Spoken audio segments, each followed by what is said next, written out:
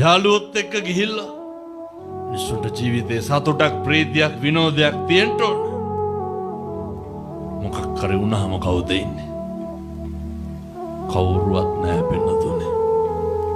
මං ඔය බන්ධනාගාරවල බණ කියන්න යනවා.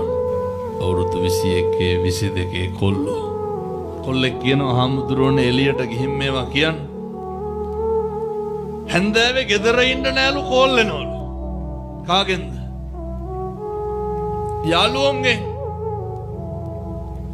හැන්දෑවේ හිත හදාගෙන ගෙදර ඉන්නකොට ගෙන්න ගන්නවලු කවුද? යාළුවෝ. දැන් මේ තරුණ මහත්තුරු කල්පනා කරන්න. හැන්දෑවේ නිකන් ඉන්නකොට කෝල් කීයක් එනවද? එහෙම ජීවිතේටවත් අම්මා තාත්තා එක්ක බත් කාලා ප්‍රවෘත්ති ටිකක් බලලා ගෙදර ඉන්න පුළුවන්? බෑ. අන්තිමේ මොකක් කරුණාම අර කොල්ලා කියනවා අම්මා දවසක් ආවට පස්සේ ඇහුවලු නඩු වාරයට සල්ලි කොහෙන්ද කියලා. අම්මා කිව්වලු කරම්බු දෙක උකස් තියන්න ගියා උකස මදි සින්නටම වික්කා කියලා. කොල්ලා කියනවා හාමුදුරනේ අප හම්බෙලා ගියා